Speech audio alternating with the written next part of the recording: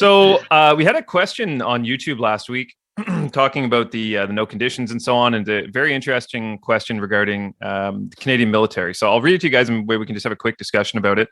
So it says, "Hey guys, I heard from a friend that works for the Department of National Defense that the military will have one of the longest and biggest active posting seasons this year, meaning that many military personnel may be moving in and out of cities across Canada this year.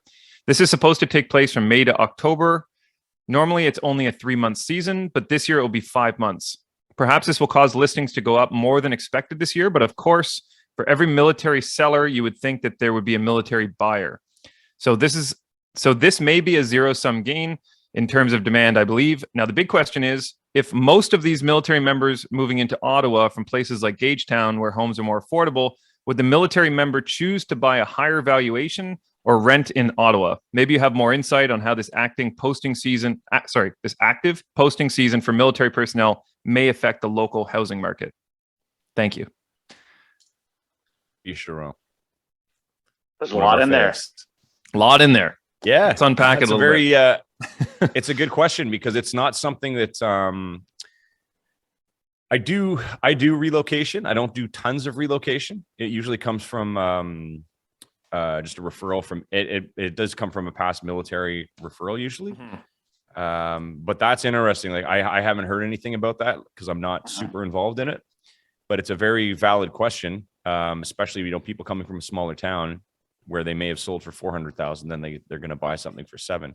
And typically anyone who comes on a relocation is going to want to buy. Now, I do have comments about this because, this is a specific military relocation situation. So a number of years ago, we had, when I was working with my mother full time, we had a buyer come in and they bought and this was kind of when Orleans started taking it just wasn't where it was before. There was a lot of change. I think it was the RCMP moved out. Anyways, there was a bunch of relocations that weren't really posting. No one was really coming into Orleans. Everyone was going to Barhaven in Canada. And so they came in and they said, we want to be in Orleans because they could get more bang for their buck. They bought it. And I had said to them, I said, you guys are going to stay here for 5 years. Like you got 5 years here, right? They're like, yeah, give or take. Because they were talking about doing a big renovation and everything. And I said, if you have to sell soon, I don't think you're going to get your money back. So anyways, a year and a half later, they got a reposting that they couldn't refuse, had to go. And what they had put into the house versus what they had paid for it, there was no way. It was impossible to get what they wanted for it. So they lost, right?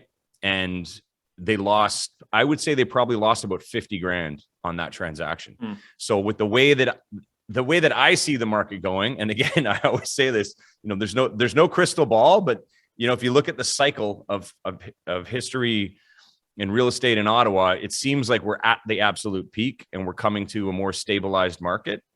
I would be hesitant to spend top dollar here unless you know that you're staying. If you know that you're staying for 5 years, no problem. But if there's any thought that you may have to leave after 1 or 2 years, I would definitely rent. It's interesting. I would rent and buy an investment property in the city of Ottawa. I don't know. A lot of the military clients that I've dealt with, they've come from, obviously out of town and some of the smaller communities, like you mentioned, and they don't have a desire to live in the city either, though. So they're buying in the Limoges and Rockland and things like that are outside the city. So it's certainly an interesting comment from Sharon. I didn't know that posting period had been extended, so it will be interesting to see how that does impact things.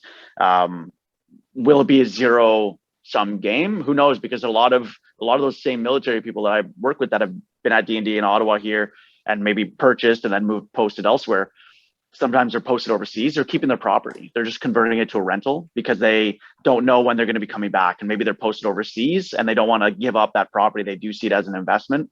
And so that's just a property that goes into the rental market as opposed to resale as well. So I think there's a that's number of components. I don't think it will be a zero sum. I think if you're in Gagetown or you're in a smaller, or Trenton or something like that, who knows? They might be looking to unload because they need that equity. But maybe if it's a lot being moved overseas, and I don't know if it's posted just within Canada that he's referring to, or overseas postings. But with the global climate of everything going on overseas, I would imagine a lot of those are postings to outside the country, I would think. On the mortgage side too, for military, for people that don't know, if they break midterm, they actually have, I think it's Brook Street, Dave, is that the name of the organization? Brookfield, sorry. Brookfield. So they basically will help cover the penalty, but also they help cover the all the moving costs and so on. So it does alleviate some of that.